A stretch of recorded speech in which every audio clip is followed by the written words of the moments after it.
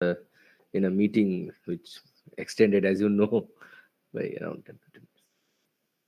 Okay, no problems. Yeah. So, shall I start? Okay. Yeah, sure. Yeah. Thank you. So, Okay, good afternoon, one and all present here. This is the last session of our short-term training program organized by Bengal College of Engineering and Technology. Today, I, Anushruti Mitra, Assistant Professor, Computer Science and Engineering Department, along with our session chair, Dr. Professor Pramod Kumar Pal sir, welcoming our honorable speaker, Dr. Tuhin Utsav Pal sir. Welcome, sir. So, sir is currently associated with St. Xavier's University, Kolkata as an associate professor. His expertise on research is on biomedical image processing, where Dr. Paul used medical image processing by using MRI images for segmentation and classification of brain tumors. And his notable research work includes some patent also, which is on smart navigation system for visually challenged person. Dr. Paul is lifetime member of Computer Society of India and Indian Science Congress. His research publications is all over 26 plus. So without wasting much time, audience is waiting for you, sir, and I will over the session to Dr. Paul. Please start, sir. thank you, Anushruti, for your nice introduction. Although my specialization is in image processing, but today I will be speaking on data analysis. Now, as I saw the your brochure for the 5 day FDP or workshop kind of thing, so it has a wonderful speakers, much uh, acknowledged researcher. Some of them, a couple of them I know. It is my privilege to be here. Thanks to Shantanu sir and others for inviting me here. I was told that I will be giving the concluding session, so I will try to give you an overview of the data analysis process, because I'm very sure that in the last 8 9 sessions the speakers might have discussed about different aspects of data analysis. For example, I would say the core analysis, definitely data collection, data cleaning, then visualization. So I am not going into any specific technology that I will be telling Power BI or Tableau or anything. I'm not going into that kind of things, but I will try to give a very generic approach to the data analysis thing. I would just share my screen and present screen.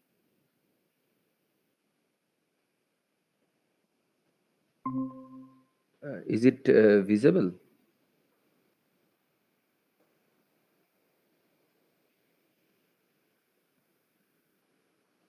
Yes, it's visible. No problems. It is visible, right? Yeah. Yeah, yeah, definitely. So uh, I shall discuss about what I initially thought that I will be discussing about the science of data, which is also the similar thing. But today, since it is a concluding thing, so I thought of giving you a complete picture of the data analysis process, which I termed as the data ecosystem.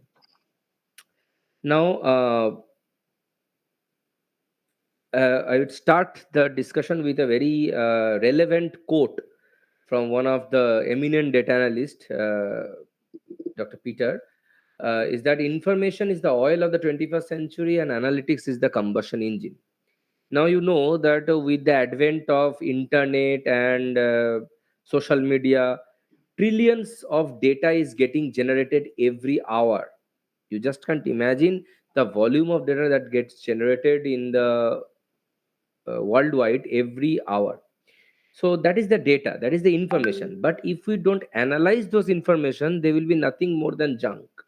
So we have to have the analytics, which will, what does analytics does? It takes out the requisite information from those huge volume of data. So it's rightly said that without the engine, oil is of no use. What will you do with the oil if there is no engine? So information is the oil and analytics is the engine. So before getting into the ecosystem, I would just give a very brief history of data science. uh, uh, even before my birth, computers and statistics and mathematics was there. Then in 1970s, first revolution came in the form of database. When we all know DBMS, SQL, Oracle, we all know it. These are all the relational database. That means we can store information and we can execute small queries on them. Queries means we can store the information, and from there I can get that, say, who has got the maximum salary. So I can get such information from there. So that is the first step of analysis, I would say, because there is also data and we are analyzing and taking out some information out of it. So that is the first advent of data analysis, you can say. But as you know, that relational database has lot of limitations, lot of boundaries. Okay, so therefore they gave the data warehouse, which are a larger storage system where historical data could be stored. Okay. And why historical data is required? Because runtime data analysis is okay, but on historical data analysis we can find out different trends. Okay, if you anyone is interested in the stock market, you know that if I see the trend of a stock for the last 6 months or 1 year or 5 year, we can understand that how the company is performing, and based on that we can make an informed decision whether to buy that stock or not to buy that stock. From that logic, when we are having the data warehouse, we started getting into the era of business intelligence, where the business decisions, business processes are guided by intelligent decision making process based on data. So when we have large volume of data stored, we work on the data to get the business process decision. That means what decision will helpful for my business, instead of taking it on gut instinct or just by experience, that you do this it will be okay. Instead of doing that, we always take decision based on data. Different market survey, whether suppose a company is going to launch a product, so it will do a kind of market survey, get feedback, and then analyze those, and then they will think whether to launch the product or not. So while doing that, it came the data mining. That when data warehouse, the volume of data increased manifold. So we have different tools to retrieve information from those warehouse. We call it as a data mining.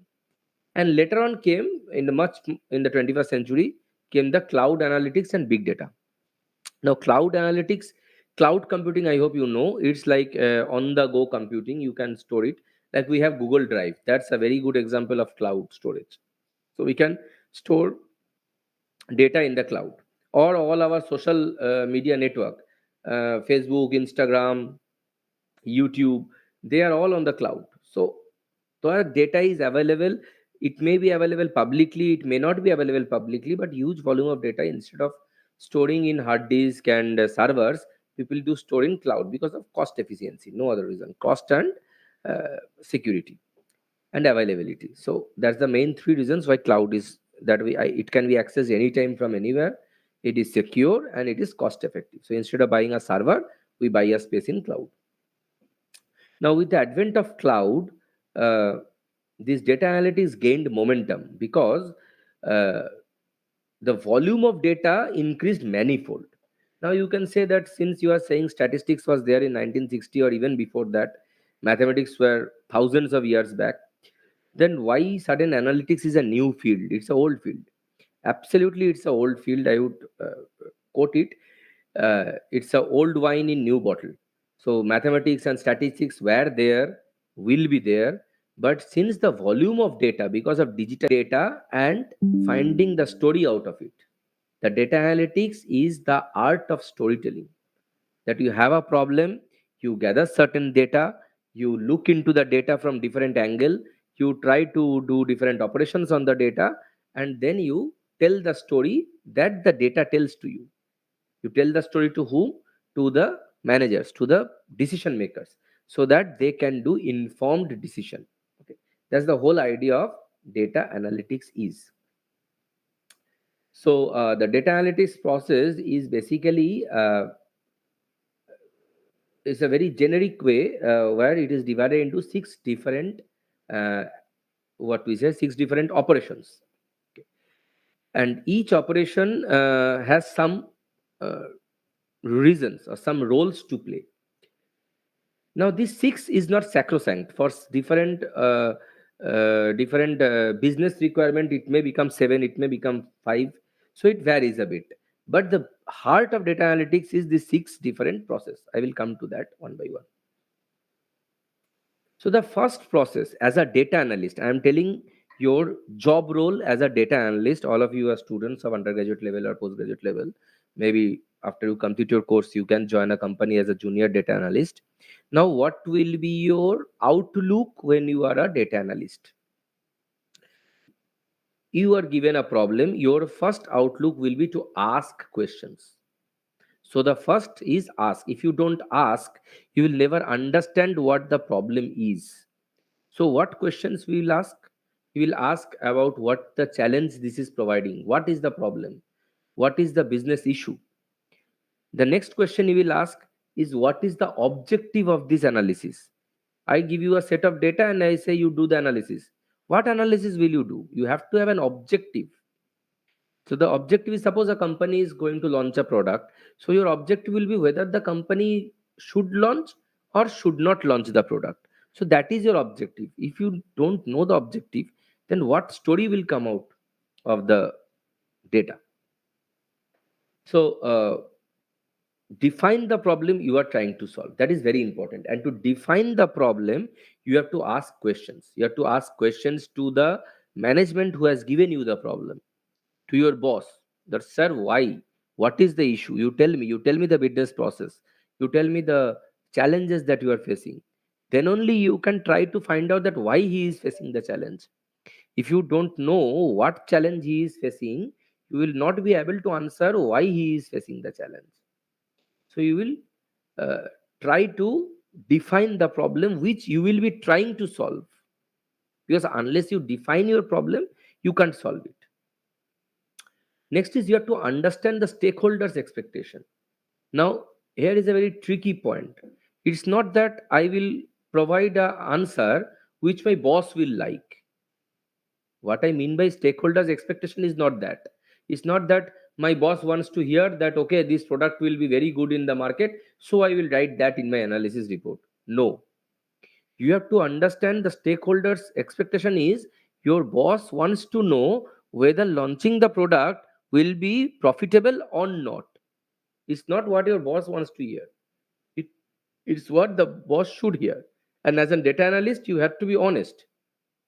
If your data tells a different story, which will not be liked by your boss, then as a data analyst, you have to be honest and tell the different story, right? With facts and figures. Next is focus on the actual problem and avoid any distractions. Now, here is a very important guideline, because what will happen when we try to deal with one problem, certain allied issues come up. Certain allied issue. We will consider the allied issue, but we have to keep in mind that these are allied issues, not the main issue. Sometimes what will happen, instead of solving the main problem, we devote more time into the allied problems, which will be a problem. And collaborate with the stakeholders, because one problem may have multiple stakeholders. It's not that you are always working for your boss can be there can be your client, there can be your workers, there can be some other manufacturing issues. So different stakeholders you have to collaborate, and the key to collaboration is key to communication. If you communicate well, if you keep on giving periodic results, if you keep on taking their feedbacks time to time, so that will give you the wholesome knowledge about the business problem. The next step is prepare. Now, after you ask the question, your problem is defined. Now you have to decide that to resolve the problem, what kind of data you need to collect. Because without data, you cannot answer. Because a data analyst is not supposed to answer based on his gut feelings or instincts. It has to be supported by data, it has to be supported by evidence. Now, as a data analyst, it's not that you will always go to Kaggle and get a data set and work on that. As a data analyst, you have to collect data. And since you have to collect data, your first knowledge has to be that what should be the data like, what you should collect in the form of the data. So that is the data generation. That means you may have to take a survey, you may have to take a feedback from different prospective customers or from your employees from different sources. This is known as the primary data you have to collect. Or you can also take secondary data like a similar company like yours, what they have done, how their revenue has changed with the launch of a particular product. So those kind of data are the secondary data. So as a data analyst, you have to know that where from you will get the data, what kind of data you require, where will you store the data, how will you manage the data. It depends on the volume of the data. If the volume is a few thousands of data, okay. But if it is few lakhs of data, then you have to uh, look for a storage area. Okay. And what metrics to use, how to secure the data, because secure is very important. Suppose when you are taking a feedback from your employees, you have to be very cautious that the name of the employee or the identity of the employee is not compromised, who is not disclosed to others. So the security, as a data analyst, it is your sole responsibility to ensure that whoever is giving the data is uh, kept anonymous. The next process is the next step. So this is the first step when you are actually working in the data. In the first step, you asked question to understand the problem. In the second step, you find out from where you should collect the data, what should be your data, how it should look. Now you have collected the data, maybe primary, maybe secondary, immaterial. Now you are doing the first process of working with the data, mainly is the data cleaning and data integrity. Now, what is data cleaning? Data cleaning means to get rid of possible inconsistency and errors. Right? There may be certain inconsistencies. Suppose you are working with a university data and you see some student's age is given as 5 years. Now, a child of 5 year cannot be in a university. That means that data is inconsistent and that data needs to be cleaned. Or someone's age is 200 years, someone cannot live for 200 years, so that data is inconsistent. Or some value is missing. Suppose someone's salary field is left blank, now no one will work for free, right? So that is the inconsistent data. So when you get a data, there may be lakhs of rows and hundreds of fields. Now you have to clean that data. You can do it manually, but that will take months. So that we use different tools. Either we can use in SQL, or we can use in Excel or SPSS. So whatever platform you are using, R, SPSS, Python, MS Excel, Oracle SQL, you can clean the data by running certain queries. That duplicate values, whether there are any duplicate entry, whether there are any missing fields, null values. In SQL, you can write a command to find the null value, right? Or in Excel, you can just sort it, all the null values would come in the top. So these things you can clean the data as much as possible. Okay, may not be 100%, it will be very difficult, but clean the data as much as possible. And also check for any biasness in the data. Check for any biasness in the data. Suppose you are taking a customer feedback for a launch of a new soft drink, right, in the market. So if you just get the data from the age group of 20 to 30, it will be biased, because your customer section is right from 5 years of age to 85 years of age. So you cannot work on a data set of a selected range of age and say that it will be very good. So you have to take the data across the spectrum. Okay. So if you take a selected part of data, that means your data is itself biased. If your data is biased, your answer has to be biased, is bound to be biased. Okay.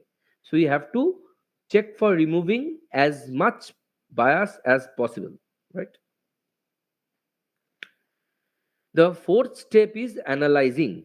Now, this is the main thing, that you are analyzing it, you are exploring the data, you are creating visualization out of the data, you are creating beautiful graphs, charts, your confusion matrix, you are making different kind of relations between different components of the data. Okay, suppose how the age is related to salary.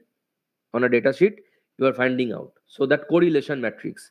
So these things you will do in the analysis part. So you will do a lot of calculations, you will combine data from different sources, you will create new tables, you will try to make charts, graphs, beautiful things.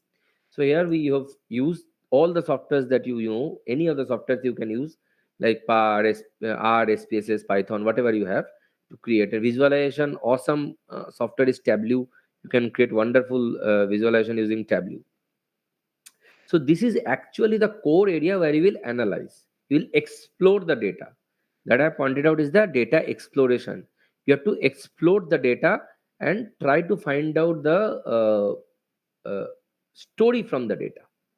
This is the place where you will write the story that the data is telling you, right? And you have to this is one tricky area where you will be combining data from multiple sources, because it may happen that you have done a survey and got certain volume of data, and then you took certain data from secondary sources and you need to merge them. So while merging, a lot of issues do come up. That means the sequence of fields will not be same in a table. Maybe in the first table, that is the primary survey, the salary is the fifth column, and in the secondary survey it is the seventh column. So how will you merge directly? So you have to tweak the data, you have to realign that field so that you can merge it. And while merging, issues may come up, like for example duplicate value. Some values were there in the primary data as well as some values were there in the secondary data. So you have to again go to the cleaning process, the previous process, and clean those areas. So it's a tricky part. So that needs to be done. That is also part of the data exploration, because you're exploring the data, you're looking into the data, you are trying to find the correlation between the data, between the variables. If I change this variable, what is the change in the other variable? I will give a case study where we will get to see this, how it's done. Now, after your analysis is done, now is your task of sharing. That is, you are going to deliver your analysis to your boss, to your stakeholders, right? So here you have to communicate and interpret the result. Now, interpreting the result is very important. Now, any software, whatever you are using, SQS, SPSS, Excel, whatever, they will generate graph, but it is your duty to interpret those graph and tell the story to your stakeholders, to your manager, to your boss. Okay. So the sharing, the better you share, you explain the graphs, that why you have find a correlation between a variable x and a variable y. What does the correlation shows? Whether is it directly proportional or indirectly proportional or a skewed? Is there any biasness in this correlation? Can this correlation be improvised? How to improvise? What are your findings? All these questions you have to answer. So in the first step, you are asking questions from the stakeholder, and in this step your stakeholders will be asking you questions, right? And you have to answer them with the supporting data and with the supporting analysis. So it will successfully find the communicate the findings. And the last step is the act. That means after the result is the management that has to act and make data driven decisions, because the sole purpose of data analysis was to make decisions, was to make informed decision, right? So if we share the results and nothing is done, then the whole process is not utilized. So you have to help in the act. So decision might be made by the bosses, but you as the analyst will guide them through different phases, that okay, this is the data for which this analysis has to be done, and so on and so forth. So that is in short what we called as the data analysis life cycle, or the data ecosystem, one part of the data ecosystem. I will come to the second part. Now I will all these six steps that I said in a theoretical approach will show you with a case study. It's a very simple case study. Our organization was experiencing a high turnover rate among new hires. So many employees left the company before the end of the first year on the job. The analyst used the data analysis process to answer the following question: that how can the organization improve the retention rate for new employees. So there was only one question. I've taken a very simple case study. In real life, it's not so simple. There are hundreds of questions you have to answer. So here is the one question: how can the organization improve the retention rate of the new employees? That means employees were joining and they were leaving after 3 months, 5 months, 1 year. So the company was very worried because they are spending money on the recruitment process, they are spending money on the training process, but after the training and all, the employees are leaving. So ultimately, the company is back to the square. So the resource is not generating, right? So they hired a data analyst and said that you find ways how the company can improve retention rate for new employees. Now, as you know, the first step, you have to ask questions to your stakeholders, right? So you ask different questions. I've just noted down a couple of them. Like, for example, you can ask that what do you think the new employees need to learn to be successful in their first year of the job? That means how to make the learning process. Generally, in any job you go, the first 6 months or 1 year is a learning area where you will learn the culture, the work process, the your project, what you are working, that particular technology. What we call this as the industry, we call this as KT, knowledge transfer.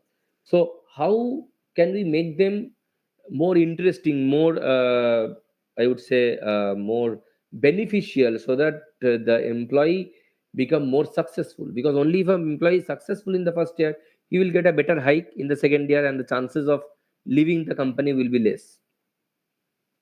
uh, you can ask your bosses that have you gathered any feedback from the employees before? If yes, you share me the access. Or do you believe the managers with higher retention rate offer new employees something extra or unique? So maybe in a company there are 20 managers, and 3 4 managers team are performing very good. Every employee wants to go to that particular team, or no employee is leaving that particular team. So you need to introspect that what these managers are doing extra or unique or good, which is actually keeping the employees happy instead of going away. So you need to look into that. What do you suspect is a leading cause of dissatisfaction among new employees? Now, 80% will say salary. So that's not the only thing, but there are many other things which will cause dissatisfaction among new employees. And you can ask a direct question that how do you think that in the next financial year you want to increase the employees' retention, and so on and so forth. So after this, the next step is the prepare. Now, if you have asked the question, you understood, now you have to get the data. So, to get the data, you have to take feedback from the employees, new employees, as well as maybe the employees who have been working for quite a few years. So, you develop a specific questionnaire through which you will take data. Now, making questionnaire is the art. If you ask subjective question, you can't do analysis, because you can't do analysis on a subjective answer. So you have to make a very objective kind of question, right? And also you have to have a scale for marking, that is on a scale of 5, on a scale of 10. How do you rate your manager? How do you rate your hiring process? How do you rate your training period? How do you rate the work environment? How do you rate your peers or co-workers, and so on and so forth? So you have to set specific question about business process, hiring, onboarding, etc. Now, while you are creating the questionnaire done, now you are sharing the questionnaire. So the very important thing is that, as I was telling, the security of the data and the security of the person who is giving the data. Now, if you say that the data, I will share this data directly with the bosses, then no employee will say that boss was not good, right? Or the salary is not good. No one employee is going to say that. So you have to be very careful that whatever data comes to you is anonymous. You don't share. Or for example, you as a data analyst can't share the exact salary of a particular employee. You can say that he gets in the range of 40,000 to 50,000 per month, done. But you cannot say that he gets 47,324 per month. That is breach of privacy. Although you may have the data, but you are not supposed to share, right? So you have to view summarized or aggregated data, and so on. And after that, now is the process, the cleaning process. Okay, you have to make sure that the data is not shared with outside people, with third party. You have to be ethical. Using data ethically is one of the responsibilities of the data analyst. Okay, you have to make sure how the data is collected, stored, managed, protected, etc. And the cleaning, that means some employee, while you are taking a survey, online survey or something, some data may be wrong. Okay, someone may have given 1 crore rupees or 10 crore rupees per month, so that is obviously a wrong. No companies in India at least goes to pay 10 crore rupees a month. So that's the wrong data, so you have to clean the data, and then you have to get into the analyze part. Okay, now you can do the correlations. That means you take data such as hiring time, how many rounds of interview he gave, how many days were taken before the offer was made, how many days were taken for the onboarding process, how many days were taken for the training period, whether the training was on site or online, what kind of training was done. So based on that, you can correlate the values and find out that employees who experienced a long and complicated hiring process were most likely to leave the company, right? Or you find out that the employees who experience an efficient and transparent evaluation and feedback process were most likely to remain with the company, right? So these were your findings. These are the raw findings you have find out directly from the data. Okay. Now as a data analyst, your job does not end in finding the findings. Your job is also to find the cause of the findings, why this outcome come. The next task is you have to share it with your managers, with your stakeholders who asked for it. But you, again, I repeat, just because he is your boss, you cannot share everything. You cannot share the specific salary of a person or the specific feedback one employee has given. Maybe he has written horrible about against your manager only. You cannot share that directly. It is the data ethics. I again repeat. So you, what will you share? You will share uh, minimum number of direct reports. The only those are very essential, you will share those. And you will share different cards, graphs, charts to validate your findings, right? And you can ask the managers to discuss with their PR team that okay, if we increase so and so things will be better, and so on. And finally is the act. So based on your suggestion, the stakeholders may act, or you may ask the stakeholders to act, that you standardize the hiring and evaluation process, make it transparent, make the process smooth, fast, efficient, etc. And also you can suggest that okay, this year we have done this survey and find out that 80 employees leave in our year. Now next year with the improvements, we'll do again the survey and we will find out that how many employees left. So a year later, if the same survey is done, it was done. I am not telling the company. This is basically a live case. So it was found out, and then the plan worked when the hiring process were standardized. Okay. Now, up to here was the first part of the data ecosystem, which deals with the data analysis life cycle, right? The second part is the data life cycle. Remember, uh, the two are completely different thing. One is the process of analysis, other is the life cycle of a data. So, as a data analyst, you will be primarily handling data, and you should know the data life cycle, because when to create a data and when to destroy a data. If I start from create, first we create the data, then we store it, use it, share it, archive it, and after a certain point of time we destroy it, right? So that is the data life cycle. Is very simple in this photograph, in this picture. So we create the data, we store the data, we use the data for analysis, for other purposes. We share the results, not the data. I repeat, we share the results, not the data. We share the findings. Then we archive the data, archive the results, and finally we destroy it after a certain point of time when it is no longer required we can destroy it. So the first part is what kind of data is needed, how it will be managed, and who will be responsible for it. This question needs to be answered very clearly. That what is the data you are trying to work on, and how it will be managed, and who will be responsible for it. And then you have to capture. Then where from the data will come up. Bring in data from a variety of different sources. Next is how to manage the data, care and manage the data. That how and where it is stored, what are the tools used, uh, things like that. Then is the analyzing, that how we will use the data, right? That to make decision, to support business intelligence or business goals, these things. Then is the archive, that keep the relevant data stored for long term and future reference. And finally, remove the data from storage and delete any shared copy of data when no longer in use. Okay, so that is the data life cycle. Now, that completes the data ecosystem. That means, as a data analyst, you need to understand that what are your tasks for the 6 steps of data analysis that I said, data analysis life cycle, and also the 6 phases of data, right? So how the data behaves in the different phases.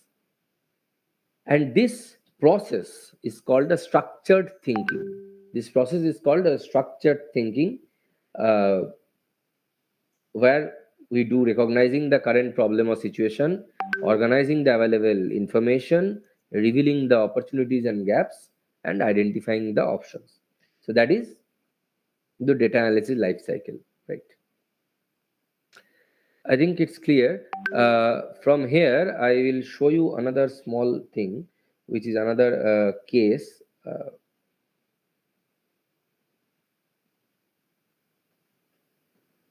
So this is a credit case. That means one company uh,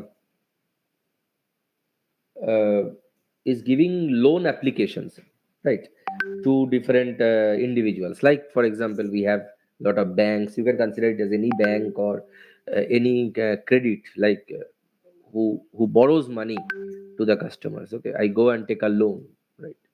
So the main objective is to assess the risk. That means, what is risk assessment? Risk assessment is that if I say that I give a loan to Mr. X, what is the risk, that in what probability it is there that the uh, money will not be returned. That means he will take the loan and will be become a defaulter. He will not return. So we have to assess the risk. Any credit card company, if you see, they do this kind of risk assessment. For that, we have a government scheme called a civil score. I think those who are using, civil score. So if you have a good civil score, that means the risk associated with you is less. And if you have a bad civil score, that means the risk is high. Now, how this risk assessment is done?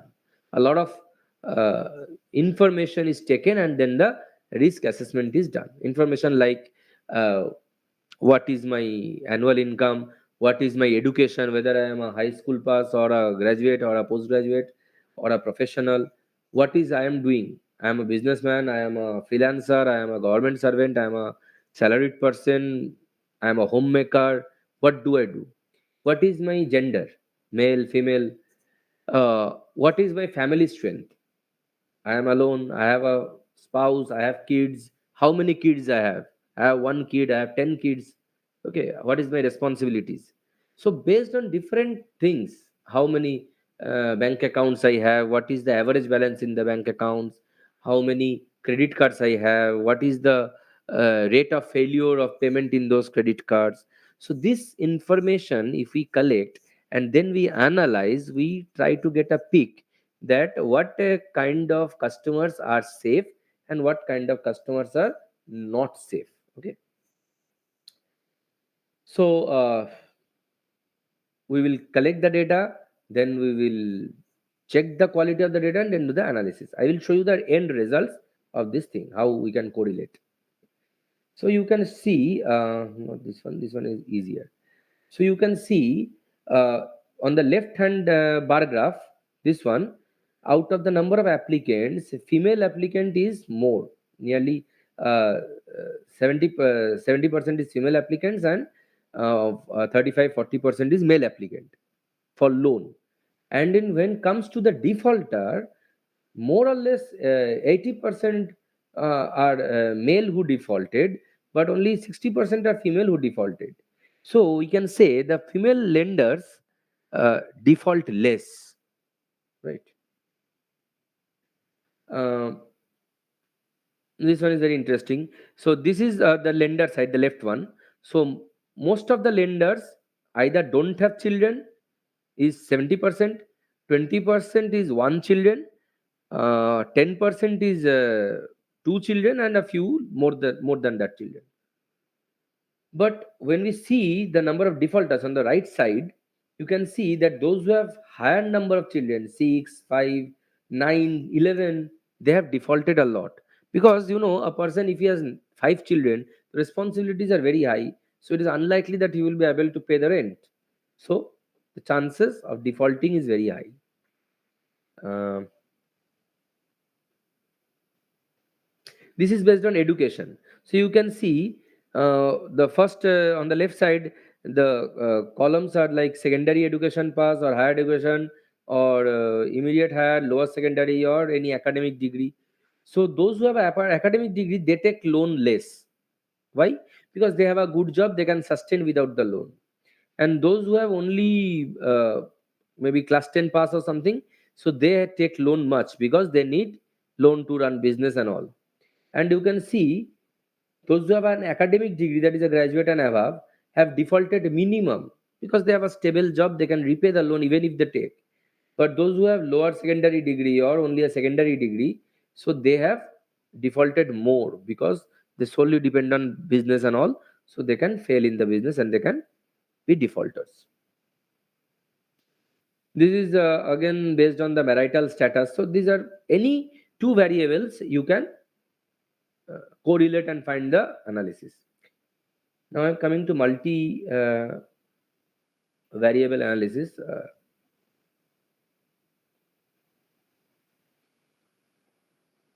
This one.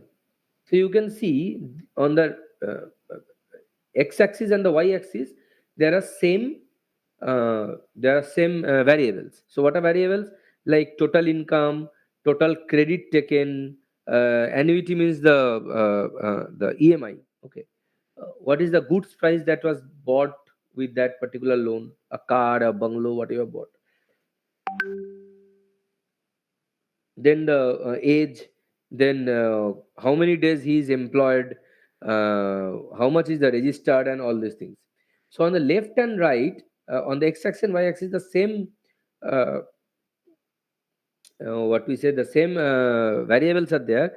And from here we can, this is known as the correlation matrix, we can find that which pair of variable is highly correlated. That means highly correlated means which pair of variable actually is a determinant of the other variable. That means x determines y, or x determines z, or x determines a. So we have to find out that which pair of variable is mostly correlated. You can see, for example, like the gross price and the credit is highly correlated, is given in red, 0.93. That means, you see, if we go for a loan, suppose I'm going to buy a car, it's of 10 lakh rupees, so I will take a loan of 9 lakh or 9.5 lakh. So that means the amount of loan I am taking and the price of the product I am buying are highly correlated, very similar, right? So from here we can find out the correlation matrix. This is known as the correlation matrix. Okay. These are the box plots. Here you can see a very peculiar thing, that this is based on the profession, whether you are working or a state servant or a government servant or pensioner or student, businessman, unemployed, or maternity leave, whatever. So you can find out that the businessman, for this is for the businessman and this is for the student, you can see there is no yellow box. That means no defaulter at all, right? The defaulters are shown in yellow box and the non-defaulters are shown in blue box. So here you can see the, for businessman and for student there is no defaulter. So from here we can conclude that if we give a loan to a student or to a businessman, the chances of getting defaulted is very less or negligible. So that we can find out from here. And this is the heat map. You can go. Uh, this is based on the type of loan. What type of loan is giving more defaulters? Okay. So any two variables you can do, or any multiple variables also you can do. Right. So these were the total findings from the entire analysis, that the clients who are on maternity leave are more likely to default because their income is not regularized. A new baby may come up which will added to the expense and so on. Who are unemployed are likely to default, which is very obvious. Those who are unemployed will be likely to default. Um Clients who have more number of children are more likely to default. Male clients having relatively more children are defaulter, and so on. On the other part, those who are taking having an academic degree are less likely to default. Who are businessmen or student are less likely to default. Or working in an office, living in an office apartment is less likely to default. So these are the different findings we could do. And this case study I can share it in with sir, who in turn can share it with you. So this case study, the how it was done, I have made this, how you have done using Python. You can simply write the codes and you can check the data, and you can just go through it and find out that how the graphs coming up. Just a minute. Yeah, these graphs are coming in. So what is the income range, and what is the count of lenders based on that. Okay. So, and also the observations for each graph is given. So that is a very important part. Generating a graph, very easy. Anyone who knows Python or R can generate the graph. As a data analyst, your work is to interpret the graph. You have to tell the story from the graph. You are more of a storyteller rather than an a coder. Okay, coding is pretty simple. You will never see more than 5 lines of code. So we simply generate a box plot. We find out what is the thing. Okay. So these were the ones I was showing. That say for example, uh, this is the number of applicants who owns a car, who does not own a car, and who does not own a car, they default more. But here you can see you cannot infer anything. The ones who are owning the car are also defaulting. Ones who doesn't own the car also defaulting. So these two variables are non-correlated. They are not related. So it does not mean that I am having a car, so I will not default on a loan. So you have to look for pair of variables where you will find out that, like for example here, the number of children with the applicant, this is correlated. Higher the number of children, higher is the possibility of loan default. Or this is based on the profession. This is correlated, that businessman or student have not no defaulter, you can see. But those who are on maternity leave, very high defaulter. Those who are unemployed, very high defaulter. So based on the profession, you can correlate. So it depends on, you have to not all variables will be correlated. There will be some variables which are uncorrelated. There will be some variables will be correlated. And doing anything, there can be some outliers, some peculiar cases. So there you have to look back whether the data was properly cleaned. Otherwise, some phantom data, some unrealistic data in any particular field can give some plots which are outliers.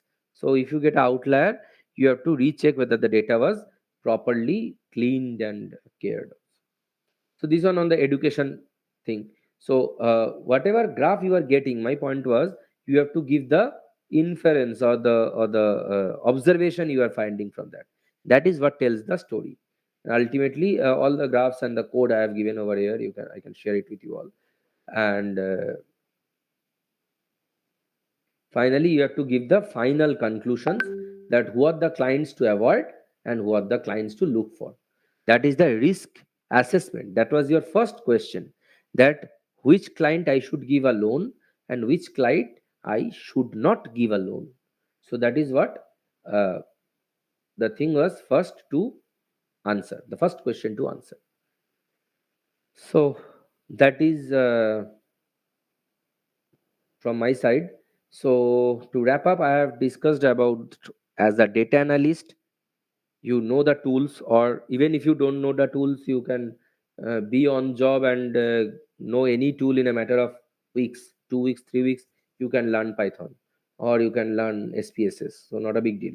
There are hundreds of help sites, and Dr. Google is there, so you can always learn. But as a uh, data analyst, what is your roles and responsibility?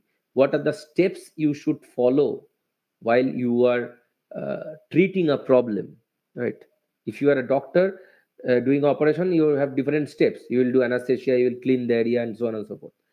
So here also, when you have a problem at hand, you have 6 different steps. You have to ask, you have to prepare, you have to process, you have to analyze, you have to share, you have to act, right?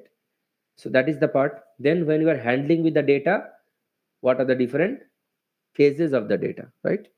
And finally, I have shown with 2 case studies, one with the pupil analytics, another with actually with the graphs and all, that how things do come up. So I will like to open to the house that if any question is there from the audience, I'm happy to answer.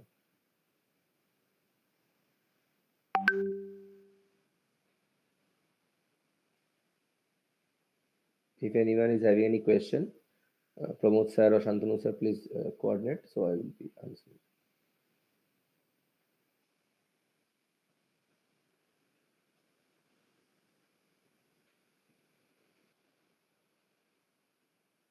Sir, you are not audible, Pramod sir. Just unmute yourself. Thank you very much, Dr. Tawheen Utsopal, for Thank you. the regarding the good knowledge in the data analysis in different, especially some case studies also we explain in here. So very nice. So, sir, one thing is that suppose that any case studies during the case studies, data is organized in data mining, data warehousing, and data mart. So, what is the difference between data mart and to data warehousing? Very nice question, I must say. Actually, See, because in industry, I work in previously ICI Chemical Limited, SAP based company, especially hmm, organize the 624 colors, and 624 color product is say around 600. So 600 multiplied 600. So manage big data. very nicely through the use of SAP based on the enterprise resource planning. So, sir, I want to know, especially for organizing the product, especially based on the software, data warehousing and data mining. Sorry, data mart. Yeah. So SAP is no doubt one of the best tool, but it's very costly because it's a proprietary tool. But these days we have a lot of open source tools like R and all. Now coming to data warehouse and data mart, I will like to start the question from database, which we all know, like Oracle or anything. Database is primarily for storing transactional data, daily data, day-to-day data. Whatever, suppose you go to a Pantaloons, you buy a T-shirt, that record goes into the database, right?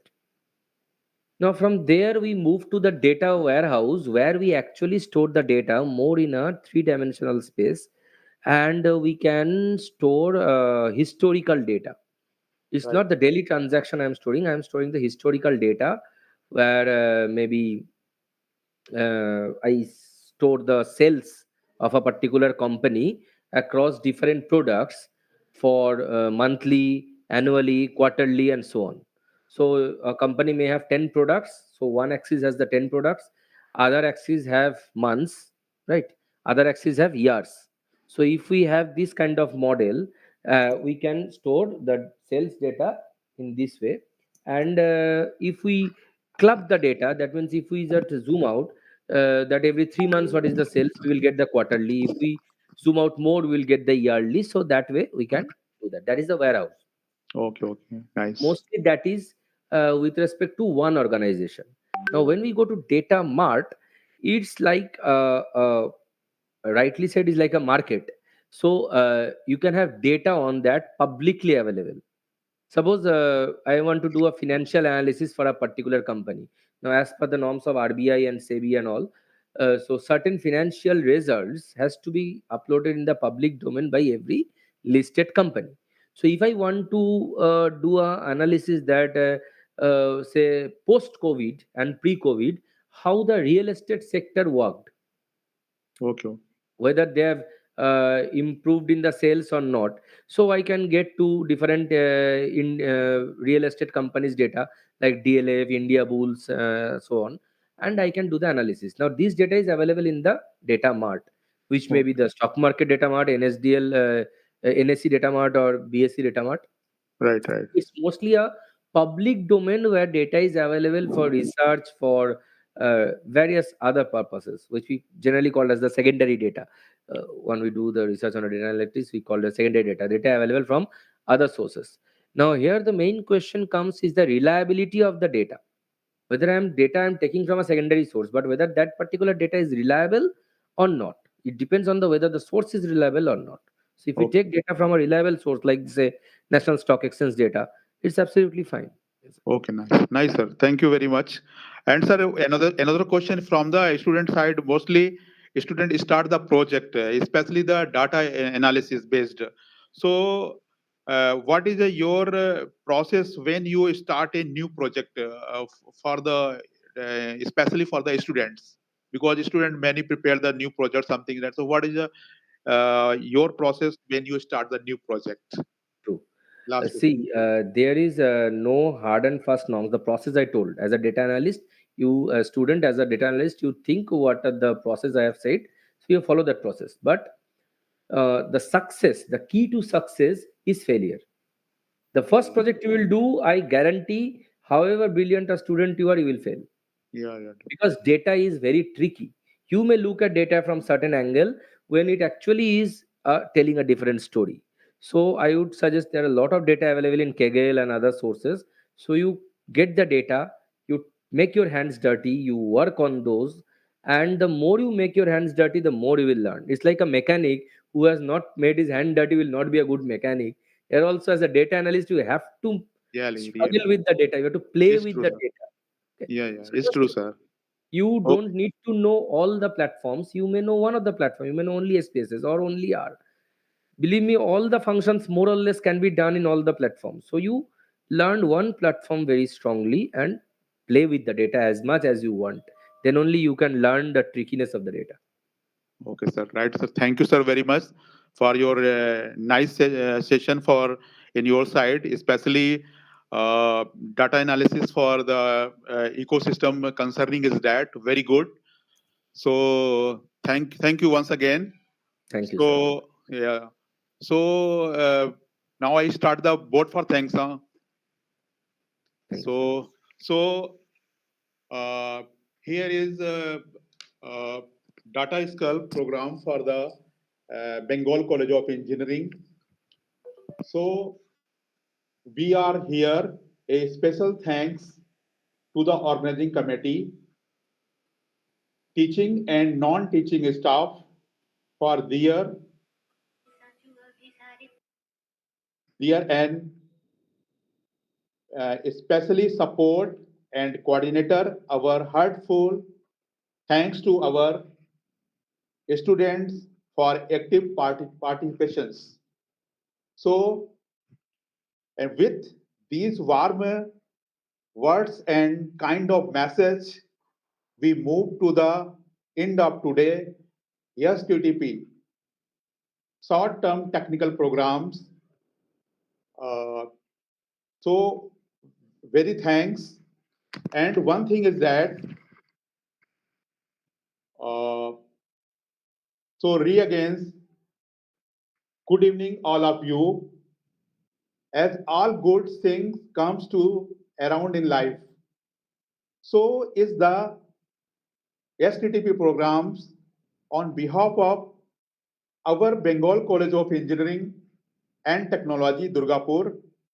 I take to this opportunity to purpose uh, good knowledge of the especially data skill concerning its that, and this is the end of the day, and especially vote of thanks so those who have directly and indirectly contributed to the STTP on data skill programs organized by our institute. At the outset, I thank guest and resource person, uh, resource person,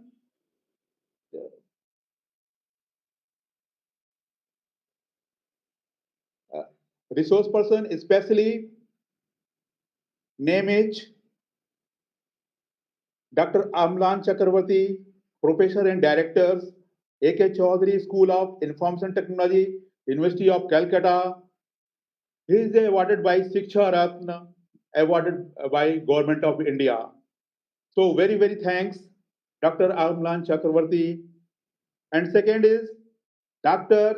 Tahos Digukila, Professor and Head of Research Center for Cognitive Systems, London South Bank University. And also Dr. Sripati Mukhopadhyay, ex-registrar, the University of Bardhaman. And especially thanks Dr. Saptarishi Ghosh, uh, is working on 6G network technology, senior research fellow, London South Bank University. And one is also be Dr.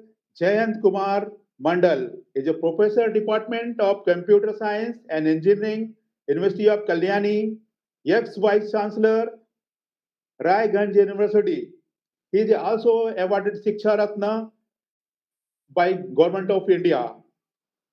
And one is Dr. Tuhin Utsav Pal, Associate Professor and Head Department of Computer Science, St. Xavier's University, Kolkata, just has given the good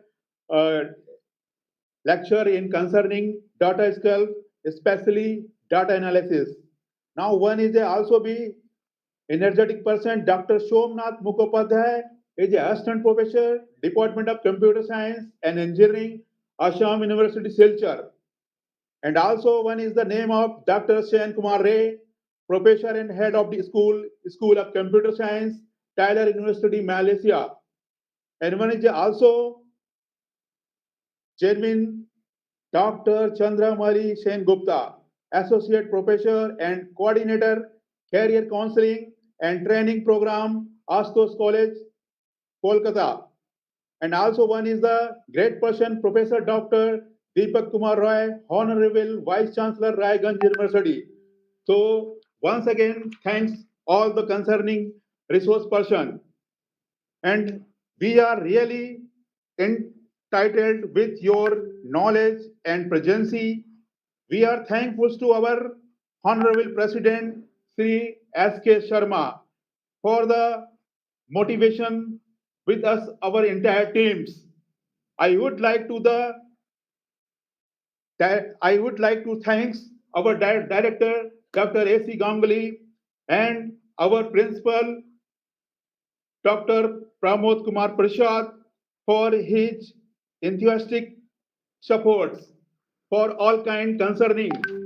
And now a special thanks to the our organizing committee who is day to night is doing the hard works and organizing this short technical term programs is especially on the international level. So and here is teaching and non-teaching staff for their and with good support and coordinator our heartfelt thanks to our students for the active participations. And here is a good strength around the here in the this workshop. Yeah, concerning is that 843 here with these warm words and a kind message, we move to the end of the today STTP. Thank you. Yes. So I think this is the totally end of the STTP. We successful this STTP, and I hope that futuristic maybe arising new things and new challengings in computing words. So once again, big thanks to all of the concerning is that